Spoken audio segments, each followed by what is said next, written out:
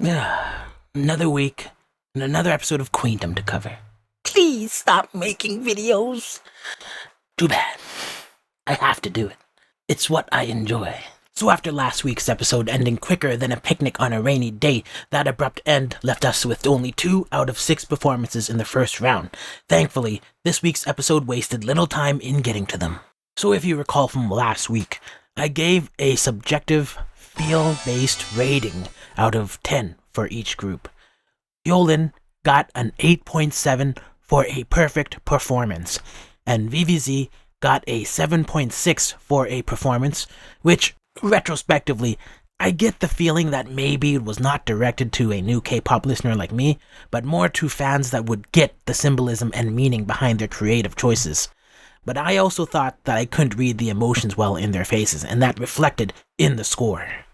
It's been a week, and so I can't guarantee I'll be in the same headspace to really compare these next 4 performances to last week's, but we'll just have to go with it out of necessity.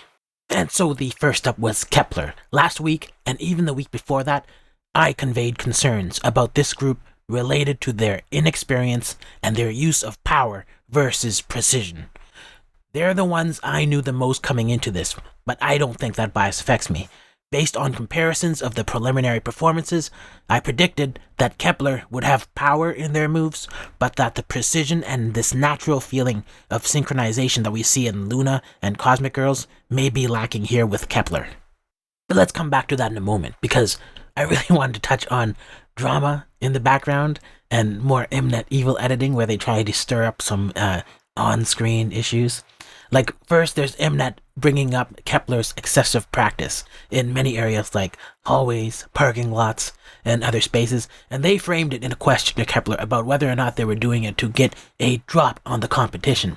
And of course they edit in the reactions of the other people saying, who are they to think they can get a drop on us?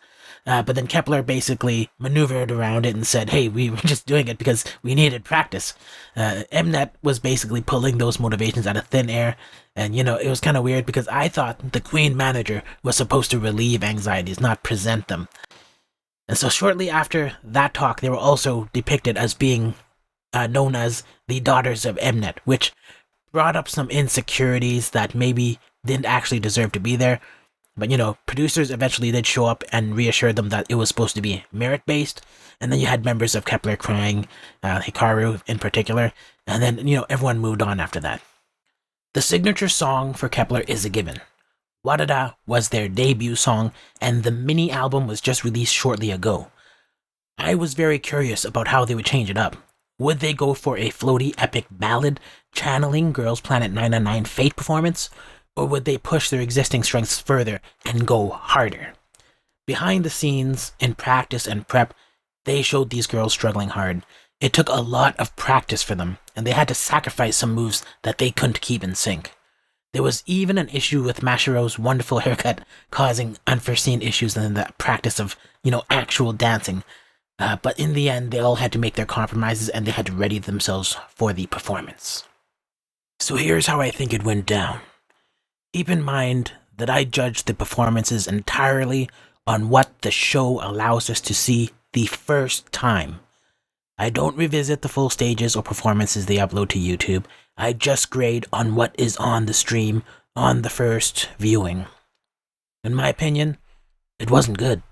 A huge part of that goes to how Mnet totally chopped up their performance and killed the momentum. From what I could see, Kepler added more power, but it wasn't until they got to the choreography for the eye that Kepler finally synced up and started to show more precision and cohesion as a group. Creatively, they settled on a racing theme, which works with the song, but they really didn't do much with it beyond the suits and flags. Some people will just remember this as a laser show. The performance just felt stripped down, especially compared to their competition. Mnet's chopping also interrupted the speed that the racing theme demanded. So given all those circumstances, I just can't see scoring this more than a 6.9. It's not fair, how they got treated with the editing, but unfortunately, those are the rules of assessment. On to Brave Girls. These girls are the true underdog in this show.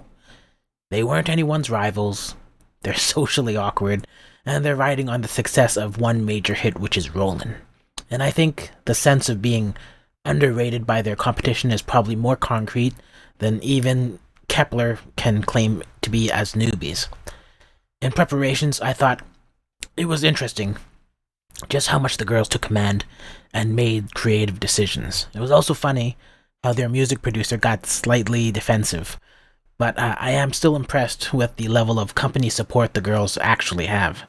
Also, as a side note, and I've said this before, but I really like how casual these girls are behind the scenes. In terms of their actual performance, I was surprised because I thought they actually pulled off something good. The intro was pretty intense. The middle of the song was kind of slow though, but switching to Rollin' really picked things up. But I think that section was way too short, and it might have been introduced a little bit too late for some people. It makes me think back to their prep when they were asking the producer to make the beginning of the song longer. And I think that if the middle section is the result of that decision, maybe that was not the best choice. Adding Rollin' was a very good choice, and I would have liked to enjoy it a lot more for a much longer period. So maybe they wasted that song choice, and they're not going to be able to do it again. Overall, I actually really like the showmanship with putting themselves front and center with the drums and the sticks, and just putting on a good show. Creatively, there wasn't a lot there though, and people who like the theatrical aspect of it all may score them lower for this, but I really liked what they did overall, and the feel score for me rose until it reached a 7.8, which is pretty high. The next performers were Cosmic Girls. This is my team Iceland, and if you know where that reference is from, it's just from these old 90s family-friendly sports movies where the bad guy team is always like a team Iceland, and they're really intimidating, and they're the ones to beat.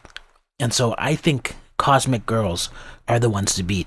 But they've duly recognized this strange phenomenon where, despite having great songs and being requested the most out of any other contestant for the show, maybe there is this weird disconnect between their song recognition and then their recognition as artists.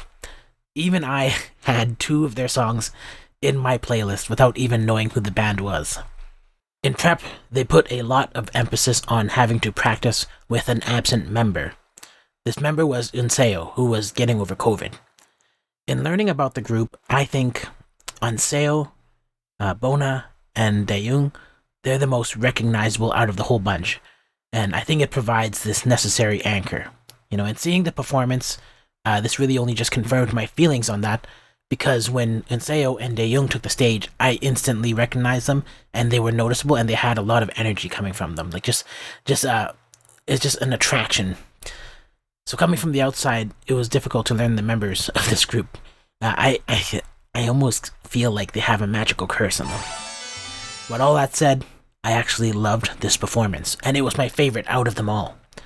I felt the beginning was captivating, and they sustained that magic throughout the whole thing.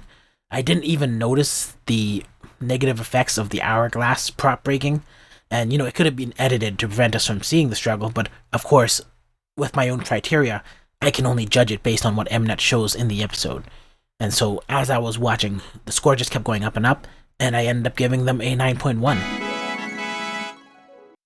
It wasn't until the end of the show that they would offer LOONA a chance to perform without scoring, but I kind of want to touch on it early on right now since we're going through the performances.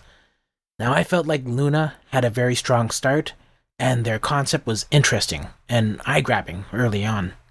All the precision they showed in preliminaries was still there, and I don't know if they were limited by the stage or the concept, but the consistent elements of the stage dressing and the costumes, I feel like they may have undermined any effort to transform their performance. There were unique transitions to very different sections of the performance, but sometimes it just felt like looking at too much of the same thing, just because I guess maybe everybody needed a slightly different costume, maybe they needed a lot more colors, and so that was to their detriment, I think. But I liked it overall, and I actually felt it out to maybe an 8.2. But since they're not scoring, I will keep them out of the rankings, but they would have actually knocked Brave Girls down. After the performances, they announce rankings.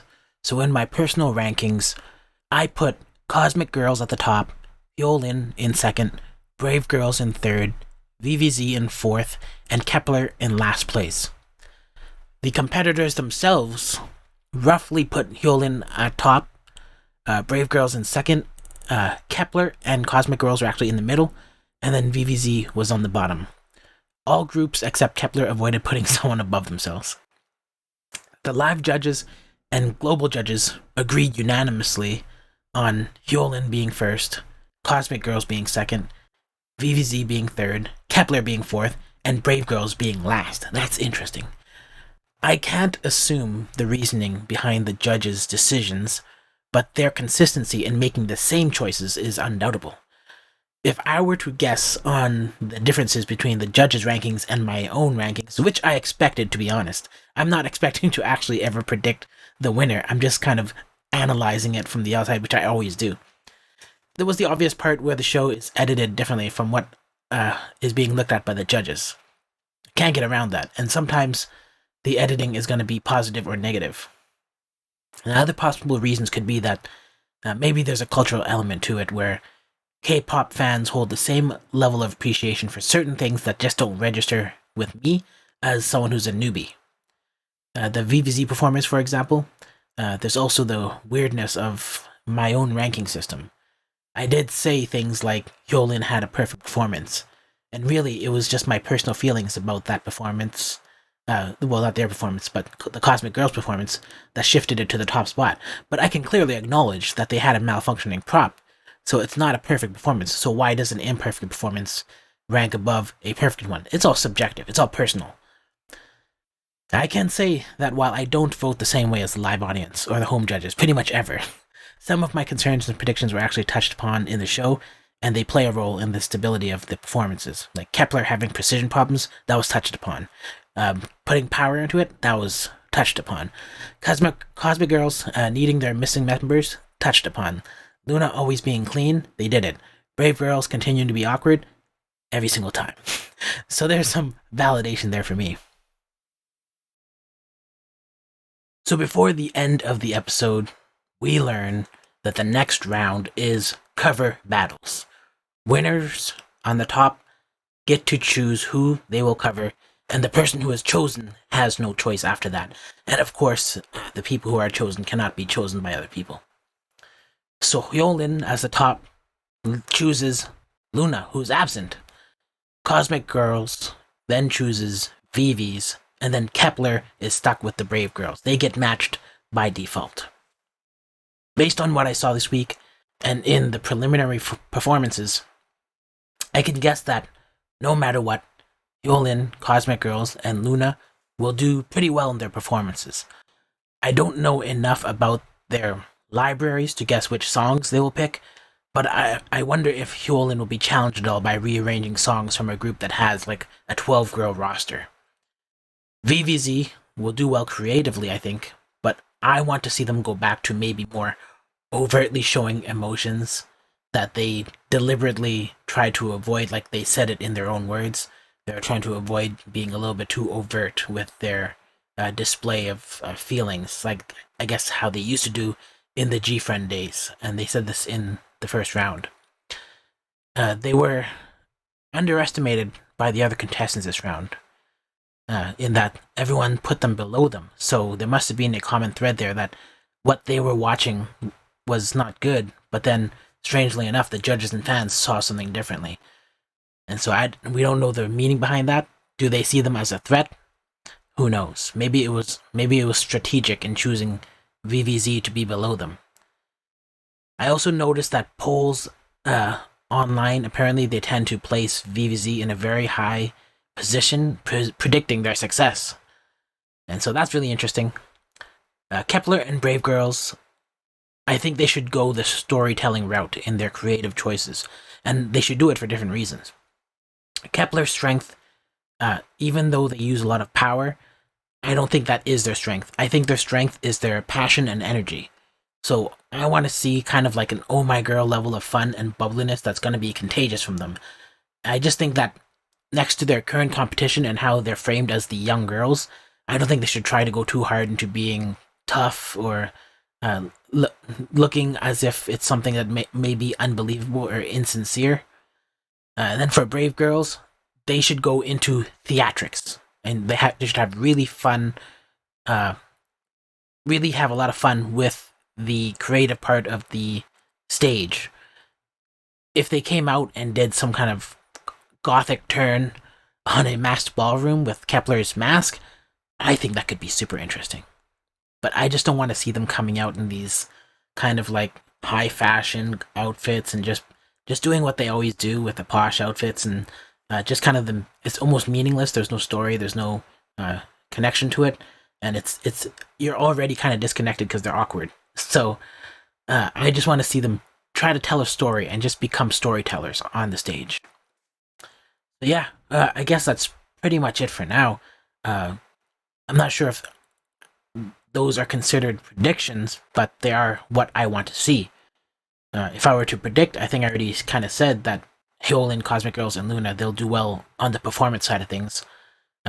It's just, I guess, about just whoever is willing to go higher in scale without going too overboard on the imagery that it drowns out the unique performance side of it. You can learn a lot, I guess, from thinking about what LOONA did. LOONA, they all had the same outfit, basically. And even though in their stages there was like 3 or 4 turns in their choreography where they were doing different things, when they were handing it off to each other and kind of going throughout all this, they made full use of the stage. But because they kept handing it off to people who just looked the same, it kind of felt a little bit samey. And so you kind of have to, you have to look like you're united, but at the same time, there has to be individual differences between the people in the group as well. That's just my opinion, of course. And so I guess that's pretty much it. If you like this kind of a video, give it a thumbs up. And if you don't like it, give me a thumbs down. And a lot of you guys did give me a thumbs down in the last video. I noticed that. But no one left comments, so I don't really know what the issue is. I'm just being honest. I mean, you can get angry at a kid for getting a math question wrong. But I guess if someone says, hey, I think this is maybe not right, maybe that offended some people. And that's not my intention to offend anybody. I'm just saying my observations. And if there's anything we learned from what we're seeing in the backstage and how they're preparing, a lot of the stuff I talked about was actually addressed, and the pitfalls were things that people fell victim to. So there's a little bit of I was a little bit right on some of those things. But regardless, leave your commentary. If you guys want to shit on me, you can go ahead and shit on me too. I won't delete any comments. I'm not going to report anything personally. I don't know if other commenters might look at your comments and report it or anything, but I personally, I'm okay with all kinds of comments, even like ones that hate me. So, go at it if you have to. And finally, if you're not subscribed and you want to see more of this, consider subscribing so then I can see you in the next video.